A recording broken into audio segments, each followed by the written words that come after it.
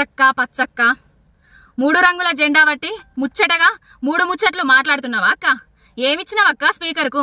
రేవంత్ రెడ్డి కేటీఆర్ గారికి చీరే గాజులు పంపుతా, కట్టుకో కేటీఆర్, బస్సెక్కు కేటీఆర్ అన్నందుకు చర్యలు తీసుకోవాలి అని సుమోటో కేసు బుక్ చేయాలని స్పీకర్ కి ఇచ్చినావా అక్క? ఏందక్క నిన్న మీ అరికపూడి గాంధీ కొడుకు కొడుకు అని అన్నందుకు, మహిళలను కించపరిచినందుకు, ఒక అమ్మను కించపరిచినందుకు, ఒక ఎమ్మెల్యే పుట్టుకనే అవమానించినందుకు చర్యలు తీసుకోమని సుమోటో కేసు కింద బుక్ చేయమని ఇట్లా స్పీకర్ కి ఇచ్చినవా అక్క?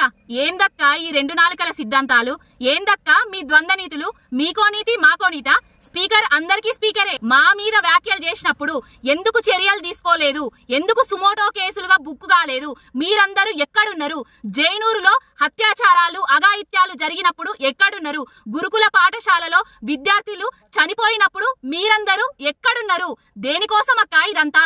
కేసీఆర్ గారే బయటకు వచ్చేందుకు చెప్పాలక్క?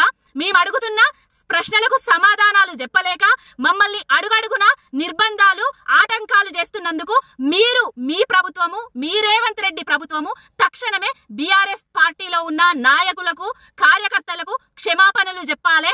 ఇన్ని రోజులు ఏవైతే జరిగినాయో అమానవీయ సంఘటనలు తెలంగాణలో 1800 అత్యాచారాలు అఘాయిత్యాలు, వాటి మీద కూడా రేవంత్ రెడ్డి సర్కారు వైఫల్యం వల్లనే, రేవంత్ రెడ్డి వైఫల్యం వల్లనే, కాంగ్రెస్ ప్రభుత్వ వైఫల్యం వల్లనే జరిగిందని కేసులు బుక్ చేసుకోర్రి, సుమోటోలుగా స్వీకరించుర్రి.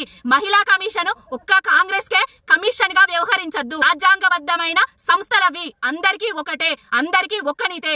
ఇప్పటికైనా గల్లీలో ఒక నీతి, ఢిల్లీలో ఒక నీతి, గల్లీలో ఒక మాట, ఢిల్లీలో ఒక మాట అనే ద్వంద్వ వైఖరిని బందీ చెయ్యిర్రి. ఖబర్దార్ కాంగ్రెస్ నాయకుల్లారా.